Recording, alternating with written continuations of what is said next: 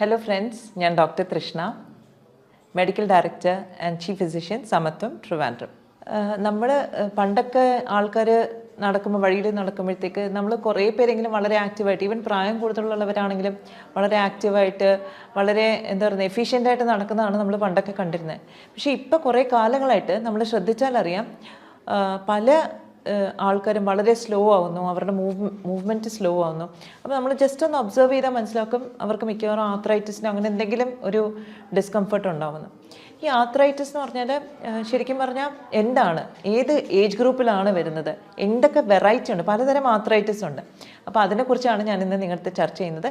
പ്രത്യേകിച്ചും എടുത്തു പറയുന്നത് റുമറ്റോയ്ഡ് ആർത്രൈറ്റിസിനെ പറ്റിയാണ്.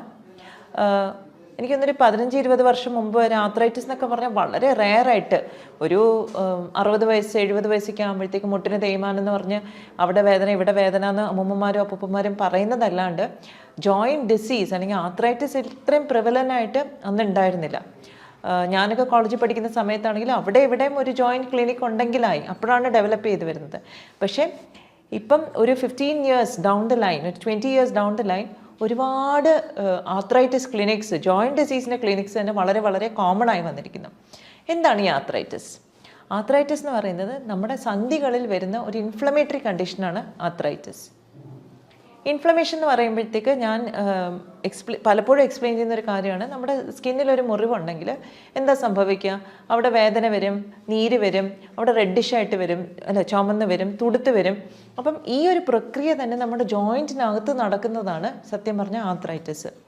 നമുക്കിപ്പം സ്കിന്നിൽ വന്നൊരു ഇഞ്ചറി എന്ന് പറഞ്ഞാൽ ചിലപ്പോൾ നമ്മൾ എന്തെങ്കിലും കടിച്ചതാകാം, അല്ലെങ്കിൽ നമ്മൾക്ക് എവിടെയെങ്കിലും തട്ടിയതാകാം. പക്ഷേ ഈ ഒരു സംഭവം എങ്ങനെ നമ്മുടെ ജോയിൻറ്റ്സിനകത്ത് വരുന്നു?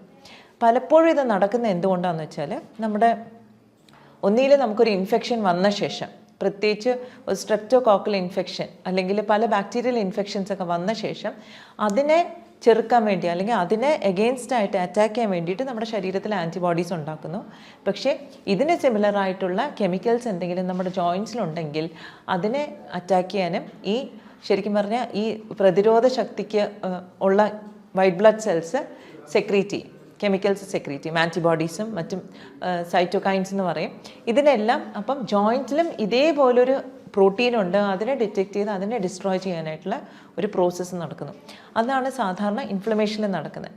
ഇൻഫെക്ഷ്യസ് കോസിന് ഇൻഫെക്ഷന് ശേഷമാണെങ്കിൽ, അപ്പോൾ സാധാരണ എങ്ങനെയുള്ളവർക്കാണ് ഇൻഫെക്ഷൻ കോമൺ ആയിട്ട് എപ്പോഴും ത്രോട്ട് ഇൻഫെക്ഷൻ, ത്രോട്ട് വരുന്ന ആൾക്കാർക്ക് കാലക്രമേണ ഇങ്ങനൊരു ജോയിൻറ്റ് ഡിസീസ് അല്ലെങ്കിൽ ഇൻഫ്ലമേറ്ററി ജോയിൻറ്റ് ഡിസീസ് വരാനായിട്ടുള്ള സാധ്യതയുണ്ടാവും. കാരണം every time there is A throat infection, മിക്കവാറും സ്ട്രെപ്റ്റോകോക്കൽ ഇൻഫെക്ഷൻ എന്തെങ്കിലും ആയിരിക്കും. അപ്പോൾ അതിനെ ട്രിഗറിൽ വെച്ചിട്ട് നമ്മുടെ ബോഡിയിൽ ഇൻഫ്ലമേറ്ററി സെൽസ് അല്ലെങ്കിൽ ഇമ്മ്യൂൺ സെൽസ് ജോയിൻറ്റിനെ അറ്റാക്ക് ചെയ്യുന്ന കെമിക്കൽസും ഉണ്ടാക്കുന്നു. ഇത് കൂടാണ്ട് വേറെ എന്തൊക്കെയാണ് റീസൺസ്? പലപ്പോഴും ഇതൊക്കെയാണ് സാറിന് റുമറ്റോയ്ഡ് ആർത്രൈറ്റിസ് അല്ലെങ്കിൽ സീറോ നെഗറ്റീവ് ആർത്രൈറ്റിസ് എന്നൊക്കെ കണ്ടീഷൻസിൽ നമ്മൾ കണ്ടുവരുന്നത്. ഓരോന്നിനും പാറ്റേൺ കുറച്ച് വ്യത്യാസമാണ്, പെത്തോളജിക്കലിയും കുറച്ച് വ്യത്യാസങ്ങളൊക്കെ ഉണ്ട്. പക്ഷേ ജോയിൻറ്റ് ഇൻഫ്ലമേഷനാണ് എല്ലാത്തിലും കോമൺ. അപ്പോൾ ഇൻഫ്ലമേഷൻ എന്ന് പറയുമ്പോഴത്തേക്ക് എന്താ ബുദ്ധിമുട്ട്? നമുക്ക് രാവിലെ എഴുന്നേൽക്കുമ്പോഴത്തേക്ക് ചെറിയ ജോയിൻസിലുള്ള സ്റ്റിഫ്നെസ്, നമുക്ക് വിരൽ നിവർത്താൻ പറ്റില്ല അല്ലെങ്കിൽ മടക്കാൻ പറ്റില്ല, കടുത്ത വേദന മാത്രമല്ല, നമ്മൾ എത്ര വിചാരിച്ചാലും നമുക്കത് മൂവ് ചെയ്യാൻ പറ്റുന്നില്ല. That is one factor. Rheumatoid ആർത്രൈറ്റിസിലൊക്കെ ആണെങ്കിൽ 2 കൈയിലും ഒരേപോലെ ആയിരിക്കും മാനിഫെസ്റ്റേഷൻ ഉണ്ടാവുന്നത്, സിമെട്രിക്കൽ മാനിഫെസ്റ്റേഷൻ ആയിരിക്കും. പക്ഷേ സീറോ നെഗറ്റീവ് ആർത്രൈറ്റിസ്, അതായത് RA ഫാക്ടർ എന്ന് പറയുന്ന ഒരു കമ്പോണൻറ്റ് നമ്മുടെ ബ്ലഡിൽ നെഗറ്റീവ് ആണെങ്കിൽ നമ്മളതിനെ സീറോ നെഗറ്റീവ് എന്ന് പറയുന്നു. അതിൽ ചിലപ്പം ഇങ്ങനെ സിമെട്രിക്കൽ ആവണമെന്നില്ല, 2 കൈയിലും ഒരേപോലെ ആവണമെന്നില്ല, ഒരു കൈയിലാകാം, ഒരു കാലിലാകാം, അങ്ങനെയൊക്കെ വ്യത്യാസങ്ങൾ വരും, എസിമെട്രിക്കലായിരിക്കും. പക്ഷേ ഇതിൽ സിംറ്റംസ് നമ്മൾ നോക്കുകയാണെങ്കിൽ യൂഷ്വലി നമ്മളൊരു യങ് അഡൽട്ട്ഹുഡിൽ, അതായത് ഒരു 20 വയസ്സ് ആ ഏജ് ഗ്രൂപ്പിലായിരിക്കും ഇത് കോമൺ ആയിട്ട് കണ്ടുവരുന്നത്. കൂടുതലും നമ്മൾ ശ്രദ്ധിച്ചാൽ കാണും മൾട്ടിപ്പിൾ ജോയിൻറ്റ്സ് ഇൻവോൾവ് ആയിരിക്കും, ഒരു ജോയിൻറ്റ് മാത്രമല്ല ശരീരത്തിലെ പല ഭാഗങ്ങളും ഇൻവോൾവ് ആയിരിക്കും. ഇതിൻ്റെ ഒപ്പം തന്നെ ചിലപ്പോൾ നമ്മുടെ നട്ടിലും ഇൻവോൾവ് ആയിരിക്കും. അപ്പം അങ്ങനെ ഒരു സിറ്റുവേഷനിൽ നമുക്ക് കടുത്ത നടുവേദന, എഴുന്നേറ്റ് നിവർന്നിരിക്കാൻ പറ്റുന്നില്ല, ആകെപ്പാടൊരു ബുദ്ധിമുട്ടും അസ്വസ്ഥതയായിരിക്കും. ഇതിൻ്റെയൊക്കെ ബുദ്ധിമുട്ട് എന്താണെന്ന് വെച്ചാൽ ഒരു യങ് ഏജിൽ വളരെ ആക്റ്റീവായിട്ടും വളരെ ആസ്വദിച്ചും ജീവിക്കേണ്ട ഒരു ഏജ് ഗ്രൂപ്പിൽ നമ്മൾ കിടപ്പിലായി പോകുന്ന ഒരു അവസ്ഥ വരെ വന്നേക്കാം, സിവിയർ അറ്റാക്ക് ആണെങ്കിൽ. അപ്പം ഇതിനെ നമ്മൾ വെച്ചുകൊണ്ടിരിക്കുമ്പോഴത്തേക്ക് ജോയിൻറ്റ് കൂടുതൽ ഡാമേജ്ഡ് ആയി പോകുന്നു. അപ്പം ഇറിവേഴ്സിബിൾ ചേഞ്ചസിലേക്ക് പോകുന്നു. നമ്മൾ എക്സ്റേ എടുത്ത് നോക്കിയാൽ നമുക്കത് കാണാൻ പറ്റും ആ ചേഞ്ചസ്. ഇതിനെന്താണ് ഒരു പ്രതിവിധി? അപ്പോൾ ആദ്യം നമ്മൾ പറഞ്ഞു infection can be major trigger. അപ്പോൾ ഇൻഫെക്ഷൻസ് ഫ്രീക്വൻ്റ് ആയിട്ട് വരാതിരിക്കാൻ നമ്മൾ ശ്രദ്ധിക്കണം. ഇൻഫെക്ഷൻ വരാതിരിക്കണമെങ്കിൽ നമ്മുടെ പ്രതിരോധ ശക്തി അല്ലെങ്കിൽ പ്രതിരോധത്തിന് ഉതകുന്നതായിട്ടുള്ള കോശങ്ങൾ അതിൻ്റെ പ്രവർത്തനം കറക്റ്റായിട്ട് നടത്തണം. അവിടെയാണ് നമുക്ക് പ്രാധാന്യം കൊടുക്കുന്നത്. കാരണം ഞാൻ പറഞ്ഞ കണക്ക് നമ്മുടെ ഒരു ട്രോപ്പിക്കൽ ക്ലൈമറ്റാണ്. പെട്ടെന്ന് നമുക്ക് ഇൻഫെക്ഷൻ വരാനുള്ള ചാൻസാണ്. ഇപ്പോൾ നമ്മൾ പുറത്തുനിന്ന് ഒരിടത്തുനിന്ന് ഒരു ജ്യൂസ് വാങ്ങി കുടിക്കുന്നു അല്ലെങ്കിൽ ഭക്ഷണം കഴിക്കുന്നു, ഇൻഫെക്ഷൻ നമുക്ക് എപ്പോൾ വേണേലും വരാം. ത്രോട്ട് ഇൻഫെക്ഷൻ വെറുതെ സ്കൂളിൽ പോയി അല്ലെങ്കിൽ കോളേജിൽ പോയി വേറെ ആൾക്ക് ഇൻഫെക്ഷൻ ഉണ്ടെങ്കിൽ നമുക്ക് വരാം. എനിക്കത് കോവിഡിന് ശേഷമാണ് എല്ലാവരും മാസ്ക് ധരിക്കാനൊക്കെ തുടങ്ങിയത്. അതിനു മുമ്പേ മാസ്കിനെ പറ്റിയൊന്നും Indians were never concern. Hygiene, തുമ്മുമ്പോൾ വാ അടച്ച് വെക്കുക, അല്ലെങ്കിൽ എന്താ പറയുന്നത്, നമ്മൾ കോൾഡ് ഉള്ളപ്പോൾ ജലദോഷം ഉള്ളപ്പോഴത്തേക്ക് കോമൺ പ്ലേസസിൽ തുപ്പി വെക്കാതിരിക്കുക. ഇതൊക്കെ വളരെ ബേസിക് ആയിട്ടുള്ള ഹൈജീൻ കാര്യങ്ങൾ ഇന്ത്യൻസ് ആരും തന്നെ നോക്കിയിരുന്നില്ല. കോവിഡിന് ശേഷമാണ് ഇത് വളരെ കുറച്ചുകൂടെ ആൾക്കാർ ശ്രദ്ധിക്കുകയും മനസ്സിലാക്കുകയും പ്രവർത്തിക്കാനും തുടങ്ങിയത്. അപ്പം ഇങ്ങനത്തെ ഇൻഫെക്ഷൻ സ്പ്രെഡ് ആവുന്നൊരു ഇത് തന്നെ നമ്മൾ പ്രിവെൻറ്റ് ചെയ്യണം, നമ്പർ 1. നമ്പർ 2, അഥവാ നമ്മൾ ഇൻഫെക്ഷൻ എക്സ്പോസ്ഡ് ആയിട്ടുണ്ടെങ്കിൽ നമുക്കൊരു തൊണ്ടയിലൊക്കെ ഒരു കരകരപ്പോ എന്തെങ്കിലും ഒരു ബുദ്ധിമുട്ടോ ഉണ്ടെങ്കിൽ അന്ന് തന്നെ നമ്മൾ തൊണ്ട ഗാഗിൾ ചെയ്യണം, ഉപ്പ് വെള്ളമിട്ട് ഗാഗിൾ ചെയ്യണം. അതേപോലെ അന്ന് ഒരു ദിവസം നമ്മൾ ചൂടായിട്ടുള്ള പാനീയങ്ങൾ മാത്രമേ കുടിക്കുകയുള്ളൂ. ബിക്കോസ് ചൂട് ഈ ഇൻഫെക്ഷ്യസ് ഏജൻറ്റിനെ, പാത്തോജനെ ഡിസ്ട്രോയ് ചെയ്യും. പിന്നെ വേറൊരു കാര്യം നമ്മൾ ചെയ്യേണ്ടതെന്ന് പറഞ്ഞാൽ ഇത് മാത്രം ചെയ്താൽ മതിയോ? പോരാ. ഇതിനൊപ്പം നമ്മുടെ പ്രതിരോധ ശക്തിക്ക് ഉതകുന്നതായിട്ടുള്ള വൈറ്റ് ബ്ലഡ് സെൽസും റെഡ് ബ്ലഡ് സെൽസിനെ ഫങ്ഷൻ മെയിൻറ്റെയിൻ ചെയ്യുന്ന രീതിയിലുള്ള ഒരു ലൈഫ് സ്റ്റൈൽ ആയിരിക്കണം ലീഡ് ചെയ്യുന്നത്. അപ്പോൾ അതിന് നമുക്ക് ഭക്ഷണത്തിൽ അത്യാവശ്യം മഞ്ഞൾ, ടേമറിക്, തുളസി ഇതൊക്കെ നമുക്ക് ധാരാളം ഭക്ഷണത്തിൽ ഉപയോഗിച്ച് നമുക്ക് ഇങ്ങനത്തെ ഇൻഫെക്ഷൻസ്, പെപ്പർ, കുരുമുളക്, ഇഞ്ചി, ഇതെല്ലാം നമ്മുടെ ഇൻഫെക്ഷൻസിനെ പ്രിവെൻറ്റ് ചെയ്യാനായിട്ട് നമ്മൾ ഒരുപാട് സഹായിക്കും. ഇനി ഓഫ് കോഴ്സ് നമുക്ക് ഇൻഫെക്ഷൻ വന്നാൽ നമുക്ക് എന്ത് ചെയ്യാൻ പറ്റും? ഇൻഫെക്ഷൻ വന്നു കഴിഞ്ഞാൽ ഡെഫിനറ്റ്ലി ഇനീഷ്യൽ സ്റ്റേജസിൽ ചിലപ്പോൾ സിവിയർ ഇൻഫെക്ഷൻ ആണെങ്കിൽ അല്ലെങ്കിൽ ഒരു വൈറൽ ഇൻഫെക്ഷൻ ആണെങ്കിൽ നമുക്ക് ഒരുപക്ഷെ ആൻറ്റിബയോട്ടിക്കിൻ്റെ ആവശ്യം വരില്ല. അപ്പോഴും നമ്മൾ ഈ ഗാഗ്ലിംഗ്, സ്റ്റീം ഇൻഹലേഷൻ, തുളസി കഷായം ഇങ്ങനത്തെ കാര്യങ്ങളൊക്കെ മസ്റ്റായിട്ടും ചെയ്തിരിക്കണം. 3-4 പ്രാവശ്യം നമുക്കൊരു ദിവസം ഇത് ചെയ്താൽ നമുക്ക് ആ കാരണം എന്താണ്, ഇനീഷ്യലി ഒരു ഇൻഫെക്ഷൻ സ്റ്റേജിന് നമ്മുടെ ശരീരത്തിൽ കയറിയിട്ട് നമ്മുടെ പ്രതിരോധ ശക്തി അതിനെ ഡിസ്ട്രോയ് ചെയ്യാൻ പറ്റിയില്ലെങ്കിൽ ഈ ഇൻഫെക്ഷ്യസ് ഏജൻറ്റ് സ്പ്രെഡ് ആവും, അത് അവിടെ കോളനൈസ് ചെയ്യും. അപ്പോഴാണ് നമുക്ക് കൂടുതൽ കടുത്തൊരു ഇൻഫെക്ഷനിലേക്ക് പോകുന്നത്. ഓക്കെ, അപ്പോൾ അതിനെ നമ്മൾ ഒരു കാരണവശാലും ഈ ഇൻഫെക്ഷ്യസ് ഏജൻറ്റിനെ നമ്മുടെ ശരീരത്തിനുള്ളിൽ സ്പ്രെഡ് ചെയ്യാനായിട്ട് സമ്മതിക്കാൻ പാടില്ല. അപ്പോൾ അതിനാണ് നമ്മൾ ഫ്രീക്വൻ്റ് ആയിട്ട് ഇത് ചെയ്യണമെന്ന് പറയുന്നത്. അപ്പോൾ എത്ര ദിവസം നമുക്ക് സിംറ്റംസ് ഉണ്ടോ അത്രയും ദിവസം നമുക്ക് ഈ പറഞ്ഞ കാര്യങ്ങളെല്ലാം റെഗുലറായിട്ട് ചെയ്യണം. ഇതൊക്കെ ഇൻഫെക്ഷൻ്റെ കേസിൽ. ഇനി ഇൻഫെക്ഷൻ കൊണ്ട് മാത്രമാണോ ആർത്രൈറ്റിസ് വരുന്നത്? ഒരു പക്ഷേ അല്ല. ജനറ്റിക്, അതായത് ജനിതകമായിട്ടുള്ള ഒരു ടെൻഡൻസി ഉണ്ടെങ്കിലും ഒരു പക്ഷേ ആർത്രൈറ്റിസ് വരാം.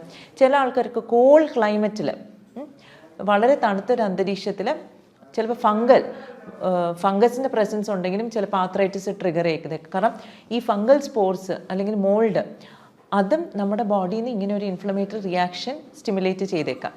അപ്പം ബാക്ടീരിയൽ ഇൻഫെക്ഷൻസ് മാത്രമല്ല, ഫംഗൽ ഇൻഫെക്ഷൻസോ വൈറൽ ഇൻഫെക്ഷൻസോ എല്ലാം ട്രിഗർ ചെയ്യാം.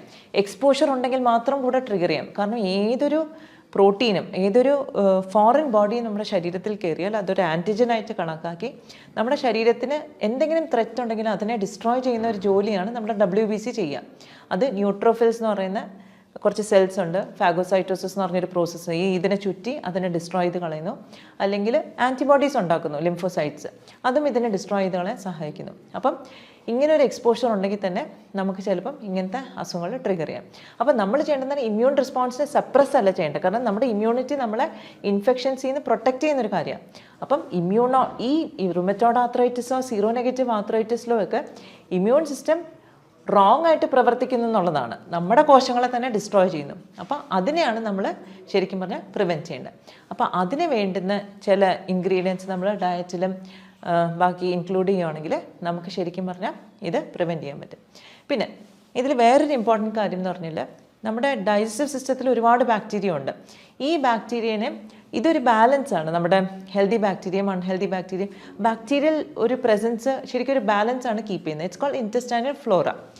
ചില സമയത്ത് എന്ത് പറ്റുന്നത്, നമുക്ക് ലീക്കി ഗട്ട് എന്ന് പറഞ്ഞൊരു കണ്ടീഷൻ വരുന്നു. അതായത് നമ്മുടെ ഇൻറ്റസ്റ്റൈനകത്തുള്ള കോശങ്ങൾ തമ്മിലുള്ള ഡിസ്റ്റൻസ് കൂടുകയും അതിൻ്റെ ഇടയിൽ കൂടെ ആ ബാക്ടീരിയയുടെ കെമിക്കൽസ്, ടോക്സിൻസ് നമ്മുടെ ബ്ലഡിലേക്ക് പോവുകയും ചെയ്താൽ ഇതേപോലൊരു റെസ്പോൺസ് വരും. അപ്പം ആ ലീക്കി ഗട്ടിനെ നമ്മൾ ട്രീറ്റ് ചെയ്യുന്നത് വളരെ അത്യാവശ്യമാണ്. അപ്പോൾ ലീക്കി ഗട്ടിനെ ട്രീറ്റ് ചെയ്യണമെങ്കിൽ വളരെ ഇമ്പോർട്ടൻ്റ് ആയിട്ട് നമ്മൾ ചെയ്യേണ്ട ഒരു കാര്യമുണ്ട്. നമ്മൾ ഈ പറഞ്ഞ കണക്ക് നമ്മൾ ഈ ഷുഗറി ഫുഡ്സ് അവോയ്ഡ് ചെയ്യണം. കാരണം എന്താണ്, ഈ ബാക്ടീരിയനെ പരിപോഷിപ്പിക്കുന്നത് അനാവശ്യമായിട്ടുള്ള ബാക്ടീരിയ ഈ ഷുഗർ കഴിച്ച് നല്ല ഭംഗിയായിട്ട് അവിടെ അങ്ങോട്ട് എസ്റ്റാബ്ലിഷ് ചെയ്യും. അപ്പം നമുക്ക് ഈ high sugar food, carbohydrate food എല്ലാം ധാരാളം കഴിച്ചു കഴിഞ്ഞിട്ടുണ്ടെങ്കിൽ നമ്മൾ വിചാരിക്കുന്ന നല്ല ബാക്ടീരിയനൊന്നും കൊണ്ടുവരാൻ പറ്റില്ല. ആ പഴയ ബാക്ടീരിയ തന്നെ ഇതൊക്കെ കഴിച്ച് നല്ല രസിച്ച് അവിടെ ഇരിക്കും. അപ്പം നമ്മൾ ഈ കാർബോഹൈഡ്രേറ്റ്സും ബാക്കിയും വളരെയധികം മിനിമൈസ് ചെയ്തിട്ടായിരിക്കണം നമ്മൾ പുതിയ ബാക്ടീരിയനെ അവിടെ റിപ്ലനിഷ് ചെയ്യുന്നുണ്ടാവുക. അപ്പോൾ അത് ഗ്യാസ്ട്രിക് ക്ലെൻസ് എന്നുള്ള സിസ്റ്റം അല്ലെങ്കിൽ ഇൻറ്റസ്റ്റൈനൽ ക്ലെൻസ് എന്ന് പറഞ്ഞ രീതിയിലേക്ക് നമ്മൾ പോകണം. പിന്നെ നമ്മൾ ചിലപ്പോൾ ആയുർവേദത്തിലൊക്കെ ശ്രദ്ധിച്ചിട്ടുണ്ടാകും, പലപ്പോഴും ഈ റുമറ്റോയ്ഡ് ആർത്രൈറ്റിസ് പോലുള്ള കണ്ടീഷൻസിൽ അവർ വസ്തി ചെയ്യാറുണ്ട്. വസ്തിക്ക് എന്താണ് പ്രാധാന്യം? മിക്കപ്പോഴും ഈ ബാക്ടീരിയ, ഈ ആർത്രൈറ്റിസ് ഉണ്ടാക്കുന്ന ബാക്ടീരിയ അല്ലെങ്കിൽ ആർത്രൈറ്റിസിൻ്റെ ഒരു ട്രിഗർ വരുന്നത് ലാർജ് ഇൻറ്റസ്റ്റൈനിൽ നിന്നാണ്, നമ്മുടെ വൻകുടലിൽ നിന്നാണ്. അപ്പോൾ അതിൽ തന്നെ നമുക്ക് വൻകുടലിലെ ബാക്ടീരിയനെ വേണം അവിടെ ഒരു ഹെൽത്തി ബാക്ടീരിയനെയാണ് നമ്മൾ ശരിക്കും പറഞ്ഞാൽ എസ്റ്റാബ്ലിഷ് ചെയ്യേണ്ടത്. ഒരുപാട് സ്റ്റഡീസ് ഇപ്പോൾ വരുന്നുണ്ട്. ചില ഈസ്റ്റ്, ചില ബാക്ടീരിയ എല്ലാം ഇതിൻ്റെയുള്ള ഒരു ബാലൻസിലാണ് നമ്മുടെ ഹെൽത്ത് മെയിൻറ്റെയിൻ ചെയ്യുന്നത്. ഫോറിൻ കൺട്രീസിൽ ആക്ച്വലി കുറേ അസുഖങ്ങൾക്ക് പോലും ഹെൽത്തി ഇൻഡിവിജ്വലിൻ്റെ സ്റ്റൂൾസ്, അതായത് മലം എടുത്തിട്ട് അതിൽ നിന്ന് ബാക്ടീരിയനെ കൾച്ചർ ചെയ്ത് ഈ അസുഖമുള്ളവരിൽ ട്രാൻസ്പ്ലാന്റ് ചെയ്യുന്ന ഒരു സിസ്റ്റം പോലും ഇപ്പോൾ വന്നിട്ടുണ്ട്.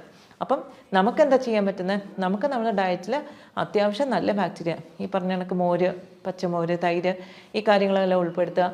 പിന്നെ എന്താണ് മഞ്ഞൾ വളരെ ഇമ്പോർട്ടൻ്റ് ആണ്. ജിഞ്ചർ, പിന്നെ കുരുമുളക്, ഇങ്ങനത്തെ കാര്യങ്ങളെല്ലാം നമ്മുടെ ഡയറ്റിൽ ഉൾപ്പെടുത്തുന്നത് വളരെയധികം നല്ലതായിരിക്കും. പിന്നെ ഇപ്പം നമുക്ക് പ്രാക്ടിക്കലായിട്ട് എന്ത് ചെയ്യാം? സപ്പോസ് നമുക്കൊരു ജോയിൻറ്റ് പെയിൻ വന്ന് സ്വെല്ലിംഗ് ഉണ്ടെന്നൊക്കെ വെച്ചോളൂ. നമുക്ക് രാവിലെ തന്നെ ഈ ജോയിൻറ്റ് സ്റ്റിഫായിരിക്കുന്ന സമയത്ത് കുറച്ച് ചൂടുള്ള വെള്ളത്തിൽ നമുക്ക് എപ്സം സോൾട്ട് വാങ്ങിക്കാൻ കിട്ടും. എപ്സം സോൾട്ട് ഇട്ടിട്ട് കൈ അതിനകത്ത് മുക്കി വയ്ക്കുക. അപ്പോൾ ഈ ജോയിൻറ്റിലുള്ള സ്റ്റിഫ്നെസ് കുറയും. പക്ഷേ നമ്മൾ മുക്കി വെക്കുന്നത് 15-20 മിനിറ്റ് കൂടുതൽ മുക്കി വെക്കരുത്. കാരണം ഇത് ഉറഞ്ഞു പോകാൻ നമ്മൾ സമ്മതിക്കരുത്. അപ്പം ജസ്റ്റ് ഒരു 15-20 മിനിറ്റ്സ് അതൊന്ന് ചൂടാൻ വേണ്ടി വെക്കുക. ആ വെള്ളത്തിൽ വെച്ച് തന്നെ നമ്മുടെ കൈയും കാലും ജോയിൻറ്റ്സ് എല്ലാം ഒന്ന് ചെറുതായിട്ട് മൂവ് ചെയ്യുക. അപ്പോൾ തന്നെ നമുക്ക് ആ കെട്ടിക്കിടക്കുന്ന ആ ഒരു ഡിസ്കംഫർട്ട് നമുക്ക് കുറഞ്ഞു കിട്ടും. ഓക്കെ, അത് ആർക്കും ചെയ്യാം. ഈവൻ രാത്രി കിടക്കുന്നതിന് മുമ്പേ നമുക്ക് ചെയ്യാം. അപ്പം ഈ ജോയിൻറ്റ് മൊബിലിറ്റി നമുക്ക് ഇമ്പ്രൂവ് ചെയ്ത് വരാൻ പറ്റും. ഈ വെള്ളത്തിലിടാതെ നമ്മൾ ജോയിൻറ്റ് മൂവ് ചെയ്യാതിരുന്നാൽ ഇറ്റ് ഈസ് പോസിബിൾ നമ്മുടെ ജോയിൻറ്റിനെ ഡാമേജ് ചെയ്യും. അപ്പോൾ ഇൻഫ്ലമേഷൻ ഉള്ളപ്പോൾ എപ്പോഴും നമ്മൾ റെസ്റ്റ് കൊടുക്കണം. പക്ഷേ നമുക്ക് എത്ര ദിവസം നമുക്ക് റെസ്റ്റ് ചെയ്യാൻ പറ്റും? അപ്പോൾ ഇൻഫ്ലമേഷൻ ഡെഫിനറ്റ്ലി നമ്മൾ അഡ്രസ്സ് ചെയ്യണം.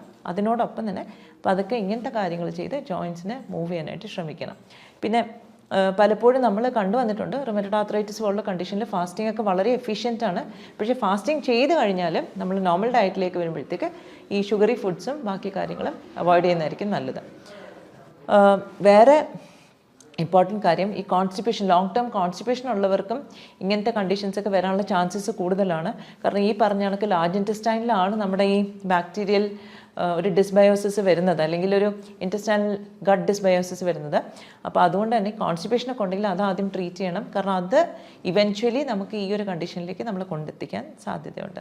അപ്പം ഇത്രയും കാര്യങ്ങൾ ശ്രദ്ധിച്ചാൽ തന്നെ നമുക്ക് ഈ റുമറ്റോയ്ഡ് ആർത്രൈറ്റിസിന് കുറേയൊക്കെ നമുക്ക് മാനേജ് ചെയ്യാൻ പറ്റും. പലപ്പോഴും നമ്മൾ ഡ്രഗ്സ് ഓഫ് ചോയ്സ് വരുന്ന ഇമ്മ്യൂണോ സപ്രസൻസ് ആണ്. പക്ഷേ അത് നമ്മുടെ പ്രതിരോധത്തെ സപ്രസ് ചെയ്യുന്നതിനെക്കാട്ടിലും നമുക്ക് ആവശ്യത്തിന് പ്രതിരോധം വേണം. അതോടൊപ്പം തന്നെ നമുക്ക് ഈ ഡിസീസിനെ നമുക്ക് മാനേജ് ചെയ്ത് ക്ലിയർ ആക്കാനും പറ്റണം. അപ്പോൾ അതാണ് ഏറ്റവും ഇമ്പോർട്ടൻറ്റ്. പിന്നെ ഇതിൽ ഏറ്റവും ഇമ്പോർട്ടൻ്റ് ആയിട്ടുള്ള വേറൊരു കണ്ടീഷൻ നമ്മൾ പലപ്പോഴും അഡ്രസ്സ് ചെയ്യുന്നതാണ് ഓസ്റ്റിയോ ആർത്രൈറ്റിസ്. ഈ ഓസ്റ്റിയോ ആർത്രൈറ്റിസ് എന്ന് പറഞ്ഞാൽ പ്രായം കൂടിയുള്ളവർക്ക് മുട്ടിനും ഒക്കെ തേയ്മാനം വരുമ്പോൾ ഉണ്ടാകുന്ന അതൊരു ഡീജനറേറ്റീവ് കണ്ടീഷനാണ്. അതായത് പ്രായാധിക്യം മൂലം പല പ്രാവശ്യം നമ്മളൊരു ജോയിൻറ്റിന് ഉപയോഗിച്ച് കഴിയുമ്പോൾ അതിൽ വരുന്ന തേയ്മാനമാണ് ഓസ്റ്റിയോ ആർത്രൈറ്റിസ്. അപ്പം ആ ഓസ്റ്റിയോ ആർത്രൈറ്റിസ് എന്ന് പറഞ്ഞാൽ ആർത്രൈറ്റിസ് എന്നാണ് പേരെങ്കിൽ കൂടെ അവിടെ ഇൻഫ്ലമേഷനെക്കാട്ടിലും ഒരു ഡീജനറേഷനാണ് ഉണ്ടാകുന്നത്. അപ്പോൾ അതിന് നമ്മൾ കാർട്ടിലേജ്, നമ്മുടെ രണ്ട് സന്ധികളുടെ ഇടയിലുള്ളൊരു പാഡ് മാതിരിയാണ് കാർട്ടിലേജ്. ആ കാർട്ടിലേജിനെ പരിപോഷിപ്പിക്കുന്ന കാര്യങ്ങൾ, ഗ്ലൂക്കോസമിൻ, കോൺട്രോയിറ്റിൻ എന്ന് പറയുന്ന കുറേ ഇൻഗ്രീഡിയൻസ് ഉണ്ട്. അതായിരിക്കണം നമ്മൾ കൂടുതൽ കൊടുക്കുന്നുണ്ടാവുക ഫുഡിൽ. അപ്പോൾ അതിൽ വെച്ചിട്ട് നമുക്ക് കാർട്ടിലേജിനെ കുറേയൊക്കെ റിപ്ലനിഷ് ചെയ്യാൻ പറ്റും. പിന്നെ വെയിറ്റ് ഉള്ളവരാണെങ്കിൽ ഈ പറഞ്ഞ റുമറ്റോയ്ഡ് ആർത്രൈറ്റിസ് ആയിക്കോട്ടെ, സീറോ നെഗറ്റീവ് ആർത്രൈറ്റിസ് ആയിക്കോട്ടെ, ഓസ്റ്റിയോ ആർത്രൈറ്റിസ് ആയിക്കോട്ടെ, ഇതിനെല്ലാം ജോയിൻസിനെയും കൂടുതൽ ഡാമേജ് ചെയ്യും വെയിറ്റ് ഉണ്ടെങ്കിൽ. അപ്പോൾ വെയിറ്റ് മാനേജ് ചെയ്യുക വളരെ ഇമ്പോർട്ടൻ്റ് ആയിട്ടുള്ള കാര്യം.